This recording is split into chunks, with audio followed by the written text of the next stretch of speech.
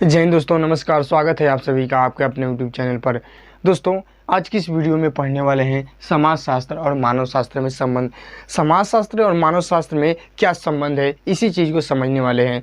Exam की दृष्टि से बहुत ज़्यादा महत्वपूर्ण है, तो ध्यान से देखिएगा वीडियो को। देखिए, अब जानते हैं कि समाजशास्त्र और मानव शास्त्र का मतलब क्या होता है। समाजशास्त्र का मतलब होता है समाज का अध्ययन करना। देखिए, शास्त्र या शास्त्रार्थ का मतलब होता है अध्ययन करना, ज्ञान प्राप्त करना। तो देखिए, समाज शास्त्र यानी समाज का अध्ययन करना, मानव शास्त्र यानी शास्त्र का मतलब ही होता है अध्ययन करना। तो इसमें मानव का अध्ययन करना, इसमें समाज का अध्ययन करना।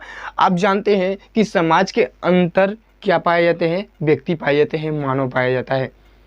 तो यहाँ पर भी मानव शास्त्र हुआ और समाज में कौन निवास करता है, तो मानव ही निवास करते हैं। तो इन दोनों में बताया गया है कि बहुत ही क्लोजली इन फ्रेंडशिप है, यानी ये दोनों एक ही सिक्के के दो पहलू हैं, यानी ये दोनों चीज़ एक ही है। बात को समझिएगा। समाजशास्त्र का मतलब क्या होता है, समाज का अध्ययन करना, और मानव शास्त्र का मतलब क्या होता है, मानव का अध्ययन करना। यानी आप समाज के अंदर यदि प्रवेश करेंगे, समाज का अध्ययन करेंगे, तो आपसे पूछा जाए कि उस समाज में क्या अध्ययन करेंगे, तो आप कहेंगे कि उस समाज के अंदर निहित व्यक्तियों के विचारों को अध्ययन करेंगे, व्यक्तियों के समूहों का अध्ययन करेंगे, यानी आप मानव के बारे में अध्ययन करेंगे। तो इस तरह यह दोनों सिमिलरिटी दिखाते हैं, इसलिए दोनों को समान माना गया है। तो देखिए, आप लोग समझ हो गए होंगे कि समाजशास्त्र का मतलब होता है समाज का अध्ययन करना और मानव शास्त्र का मतलब होता है मानव का अध्ययन करना। और ये दोनों किसी समाज में क्या रिलेशन बनाए हुए हैं, अपने आप में क्या संबंध बनाए हुए हैं, और इतने संबंध बनाने के बावजूद भी हम लोगों को इनको अलग अलग सब्जेक्ट के रूप में पढ़ना पड़ता है। आखिर क्यों, इन सभी चीज़ों को देखेंगे। देखिए, समाजशास्त्र और मानव शास्त्र। देखिए, समाजशास्त्र और मानव शास्त्र में घनिष्ठ संबंध है। देखिए, यहाँ पर शब्द प्रयोग किया गया है घनिष्ठ। राम सोहन का घनिष्ठ मित्र है, यानी बहुत ही क्लोजली फ्रेंडशिप है। तो देखिए, मानव शास्त्र और समाज शास्त्र में घनिष्ठ संबंध है, यानी इतना घनिष्ठ संबंध है ना कि एक लाइन के द्वारा इन दोनों को विभाजित नहीं किया जा सकता। एक लाइन, एक खांच इन दोनों को विभाजित नहीं कर सकती, इन दोनों को एक दूसरे से जुदा नहीं कर सकती, इतना घनिष्ठ संबंध है। उसी पर इवांस ग्रिचार्ड का कहना है, इवांस ग्रिचार्ड नाम विद्वान का हमेशा याद रखिएगा। देखिए, इवांस ग्रिचार्ड का कहना है, मानव शास्त्र को समाज शास्त्र के अध्ययन का एक शाखा माना जा सकता है। यानी मानव शास्त्र को हम समाज शास्त्र के अध्ययन का एक शाखा मान सकते हैं। यानी समाज शास्त्र की एक शाखा कौन है, मानव शास्त्र एक शाखा है। समाज शास्त्र की अध्ययन की मानव शास्त्र क्या है, एक शाखा है। इसी चीज़ को लिखा गया है, मानव शास्त्र को समाज शास्त्र के अध्ययन का एक शाखा माना जा सकता है। यानी समाज शास्त्र के अध्ययन का शाखा किसे माना जा सकता है, मानव शास्त्र को माना जा सकता है, जो अपने को आदिम समाज। देखिए, आदिम समाज आपको बार बार शब्द सुनने को आएगा। आगे पढ़ेंगे, जब तक ये दोनों पढ़ेंगे, समाज शास्त्र और मानव शास्त्र में संबंध, आपको बार बार आदिम समाज सुनने को मिलेगा। तो आदिम का मतलब होता है आदि, आदि का मतलब होता है प्राचीनतम, प्राचीनतम का मतलब होता है पुराना, पुराना का मतलब होता है पहला या प्रथम। इसको याद रखिएगा। आदिम का मतलब होता है पूर्व समाज, यानी पहले का समाज या पिछड़ा समाज आप कह सकते हैं, प्राचीनतम समाज। तो देखिए, मानव शास्त्र को समाज शास्त्र के अध्ययन का एक शाखा माना जा सकता है, जो अपने को आदिम समाज यानी प्राचीनतम समाज के अध्ययन में लगाती है। कौन लगाती है, देखिए, जो अपने को आदिम समाजों के अध्ययन में लगाती है। यानी आदिम समाजों का अध्ययन किसमें किया जाता है, मानव शास्त्र में। वहीं पर कहे जो का मतलब यहाँ कौन, मानव शास्त्र, जो मानव शास्त्र अपने को आदिम समाजों के अध्ययन में लगाती है। तो यहाँ पर आदिम समाजों का अध्ययन करने के लिए मानव शास्त्र का यूज करते हैं। इतना बात समझ में आ गया होगा। एक बार और देखिए, क्योंकि हमारा दायित्व तो है 100% समझाना, आपको 100% समझ में आ जाए, हमारी मेहनत वसूल हो जाएगी आपसे। देखिए, मानव शास्त्र को समाज शास्त्र के अध्ययन का एक शाखा माना जा सकता है। इन्होंने कहा कि इतना इसमें घनिष्ठ संबंध है ना कि इस दूसरे को अलग नहीं कर सकते हैं। तो इन्होंने लिखा कि मानव शास्त्र को हम समाज शास्त्र के अध्ययन का एक शाखा मान सकते हैं। यदि समाज शास्त्र का अध्ययन करना है तो आपको मानव शास्त्र का अध्ययन करना पड़ेगा, यानी समाज का अध्ययन करना है तो आपको मानव का अध्ययन करना पड़ेगा। तो उन्होंने कहा कि मानव शास्त्र को समाज शास्त्र के अध्ययन का एक शाखा मान सकते हैं, जो अपने को आदिम समाजों के अध्ययन में लगाती है। यानी जो का मतलब जो मानव समाज है ना, वह प्राचीनतम समाज के बारे में जानकारी हमको देती है। अगला किसिंग ने लिखा। किसिंग हर एक विद्वान का नाम याद रखिएगा, क्योंकि विद्वान ने जो कथन लिखा है वह शायद एग्जाम में जरूर पूछ दे। देखिए किसिंग ने क्या लिखा, मानव शास्त्र और समाज शास्त्र के मध्य निकट संबंध है। यानी ये दोनों एकदम करीबी के दोस्त हैं, ये एकदम पड़ोसी हैं। देखिए क्या लिखा है, मानव शास्त्र और समाज शास्त्र के मध्य निकट संबंध है। दोनों प्रबल रूप से समूह व्यवहार के वैज्ञानिक सामान्यकरणों से संबंधित है। सामान्यकरणों का मतलब समान रूप से, एक समान रूप से संबंधित है। तो देखिए मानव शास्त्र और इतना तो इसमें तो समझना नहीं है, मानव शास्त्र और समाज शास्त्र के मध्य निकट संबंध है। दोनों प्रबल रूप से व्यवहार समूह के वैज्ञानिक समान रूप से संबंधित है। समझिए इसको, जो मानव शास्त्र है और समाज शास्त्र है ये दोनों एकदम निकट संबंध रखते हैं। दोनों प्रबल रूप से समूह व्यवहार के वैज्ञानिक सामान्यकरण से संबंधित है। वैज्ञानिक सामान्यकरण यानी वैज्ञानिक तौर तरीके से इनका अध्ययन भी समान रूप से होता है। यही बात कह रहा है कि देखिए वैज्ञानिक सामान्यकरण से संबंधित है, यानी वैज्ञानिक तकनीकी पर वैज्ञानिक अध्ययन फलस्वरूप ये दोनों क्या हैं, समान व्यवहार प्रदर्शित करते हैं। तो वही कह रहा है कि मानव शास्त्र और समाज शास्त्र के मध्य बहुत ही निकट संबंध है। दोनों प्रबल रूप से समूह व्यवहार के वैज्ञानिक सामान्यकरणों से संबंधित है। सामान्यकरणों का मतलब होता है समान रूप से। देखिए क्रोबर ने क्या कहा, क्रोबर ने कहा कि मानव शास्त्र और समाज शास्त्र दोनों जुड़े हुए बहन हैं। देखिए कितना प्यारा शब्द कह कर गए हैं, कौन, क्रोबर। क्रोबर ने कहा कि मानव शास्त्र और समाज शास्त्र दोनों जुड़वा बहनें हैं। अब जुड़वा बहन तो आपको बताना नहीं है। जुड़वा बहन का मतलब कि एक ही चीज़ के उत्पत्ति, जैसे दो बहनें हैं तो एक ही माता पिता के होंगे, यानी एक ही चीज़ से दो की उत्पत्ति, एक ही चीज़ से दो की उत्पत्ति, दोनों में सिमिलरिटी। उसी तरह दोनों विज्ञान है, एक मानव विज्ञान है, एक समाज शास्त्र भी एक विज्ञान है, मानव शास्त्र भी एक विज्ञान है और समाज शास्त्र भी विज्ञान है, लेकिन ये दोनों बहनें हैं, आपस में जुड़वा बहनें हैं। यानी सिमिलरिटी देखिए कितना नज़दीकी का संबंध इन्होंने बताया है क्रोबर ने कहा कि मानव शास्त्र और समाज शास्त्र में इतना गहरा संबंध है, इतना नज़दीकी मामला है कि इन दोनों को जुड़वा बहन कहने में कोई शक नहीं है, कोई दुराई नहीं है। तो क्रोबर ने लिखा कि मानव शास्त्र और समाज शास्त्र दोनों जुड़वा बहन हैं। अगला देखिए हाबल ने कहा विस्तृत अर्थों में, यानी जितना भी अर्थ निकाल लिया जाए समाज शास्त्र और मानव शास्त्र में, कितना भी इसका विस्तार कर लिया जाए, कितनी भी इसमें जानकारी प्राप्त कर लिया जाए, कितना भी रिसर्च कर लिया जाए, कितना भी अध्ययन कर लिया जाए, यानी विस्तृत अर्थों में, यानी बहुत विस्तार अर्थों में एक ही निष्कर्ष निकलेगा, मानव शास्त्र और समाज शास्त्र एक ही है और समान है। इन्होंने कहा कि आप कुछ भी कर लो, आप कितने भी विद्वान को बैठक बुला लो, कितना भी अध्ययन करवा लो, कितना भी रिसर्च करवा लो, एक ही अर्थ निकलेगा, वही विस्तृत अर्थ होगा कि मानव शास्त्र और समाज शास्त्र एक ही है और समान है।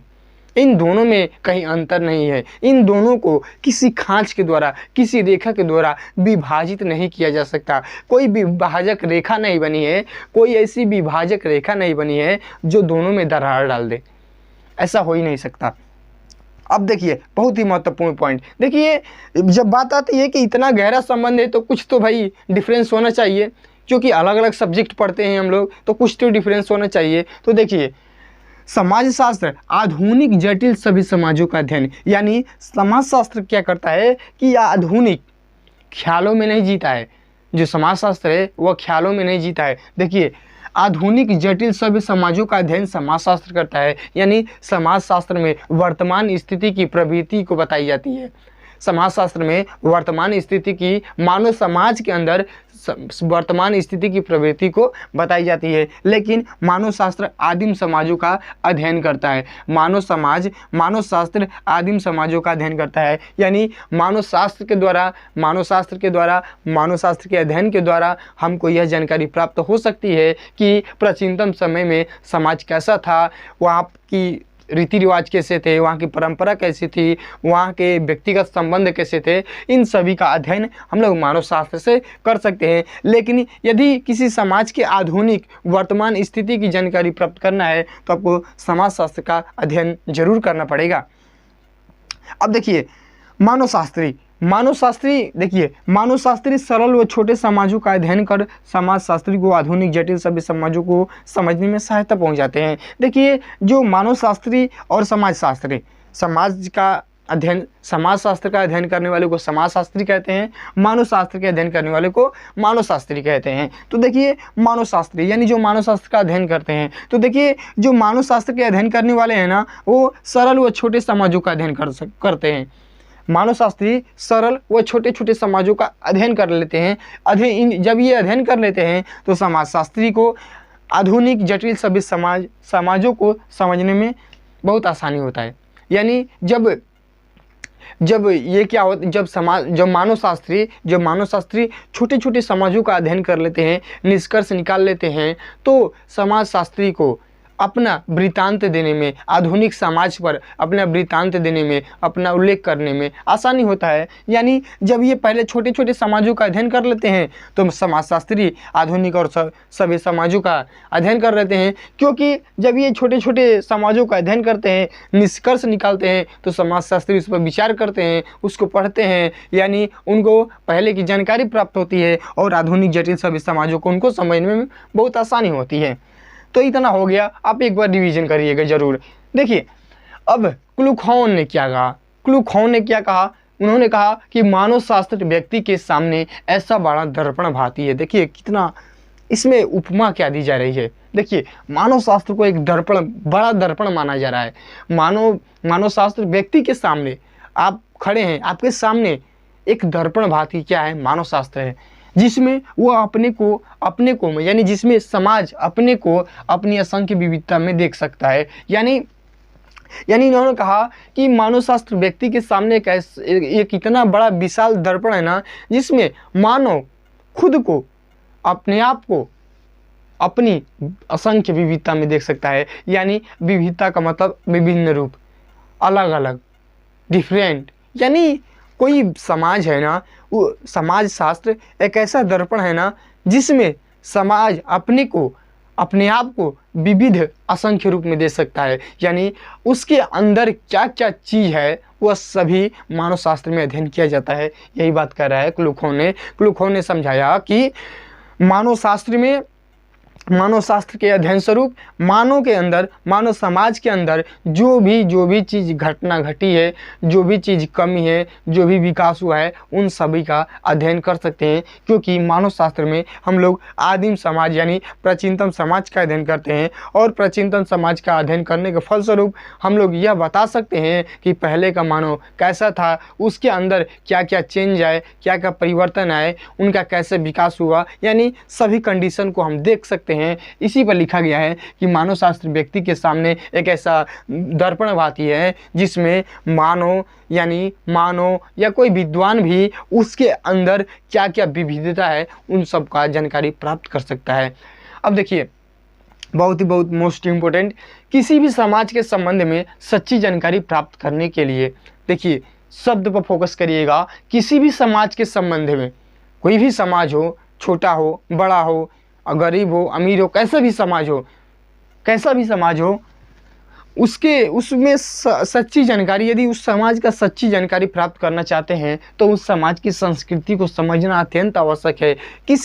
आप देखे होंगे लोगों को कहते हुए कि व्यक्ति के रहन से ही उसका स्वभाव समझ में आ जाता है, यानी व्यक्ति का चाल ढाल से उसका स्वभाव समझ में आता है, व्यक्ति के भाषा से उसके परिवार कैसा है ये समझ में आता है। आप कहीं जा रहे हैं, आपकी भाषा अशुद्ध है, तो आपकी जानकारी, आपकी भाषा, आपके परिवार की जानकारी बता सकती है कि आपका परिवार कैसा है, आपका समाज कैसा है। इसीलिए कहा गया है कि अच्छा बोलिए।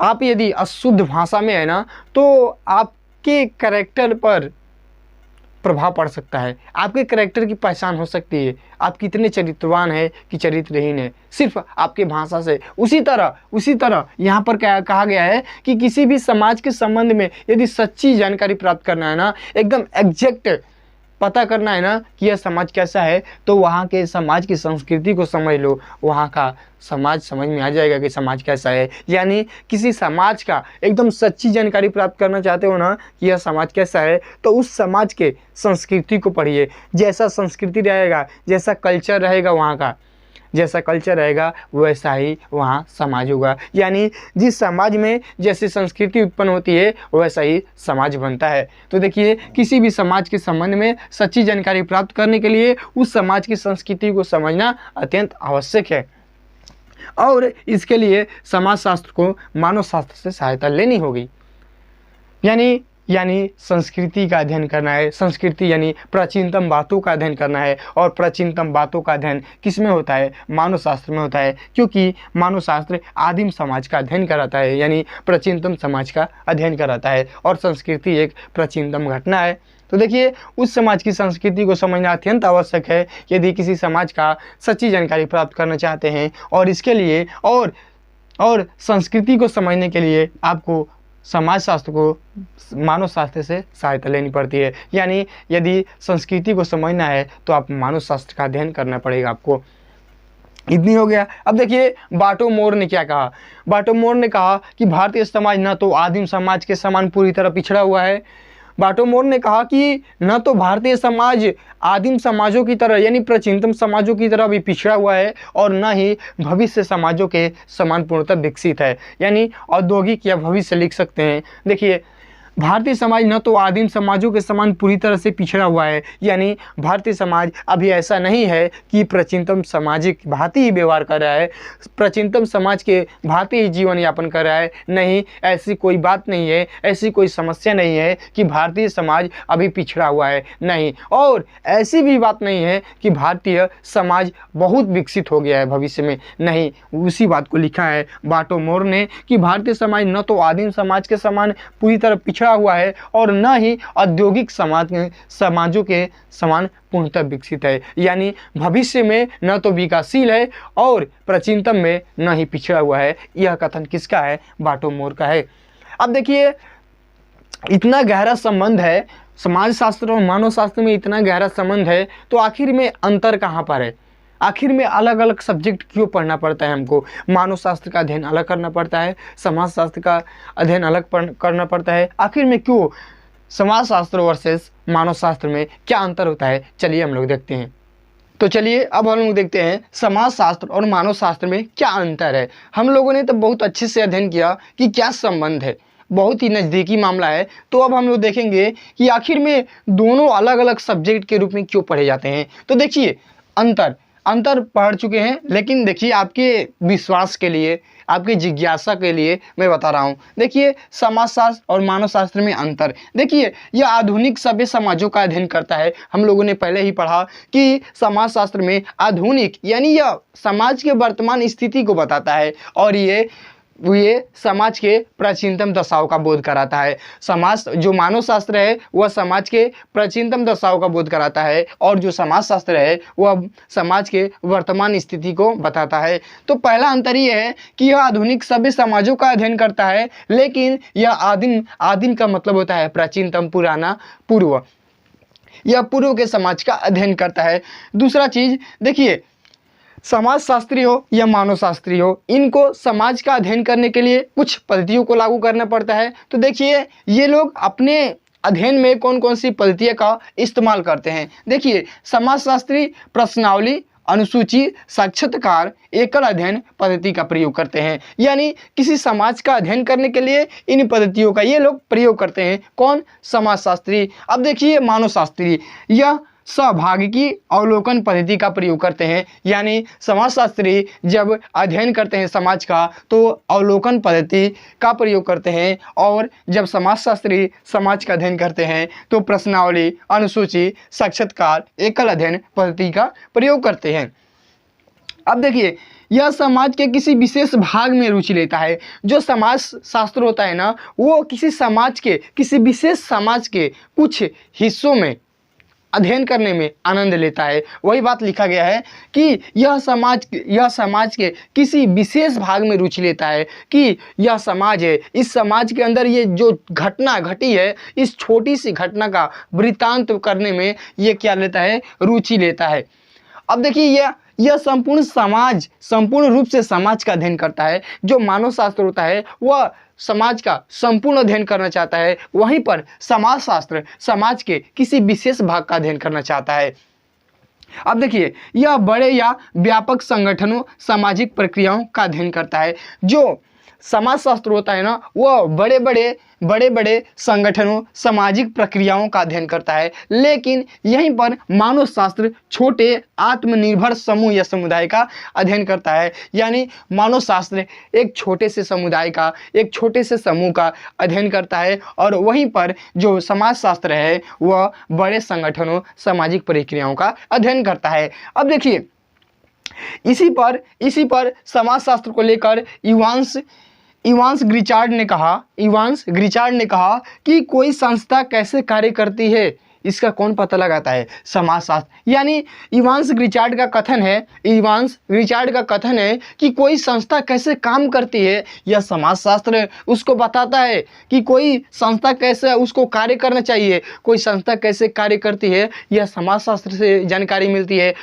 किसी संस्था को कैसे कार्य करना चाहिए यह समाजशास्त्र उसको बताता है, और कैसे परिवर्तन लाना चाहिए, उस समाज में कैसे सुधार लाना चाहिए यह समाजशास्त्र बताता है, और यह इन सब से दूर रहता है। यानी मानव शास्त्र को इससे कोई लेना देना नहीं है। तो एक बार और देखिए, कोई संस्था कैसे कार्य करती है यह समाजशास्त्र बताता है, उसे कैसे कार्य करनी चाहिए यह भी समाजशास्त्र बताता है, और उस समाज में कैसे परिवर्तन आना चाहिए यह समाजशास्त्र बताता है। और ये कथन किसका है, इवांस ग्रिचार्ड का है।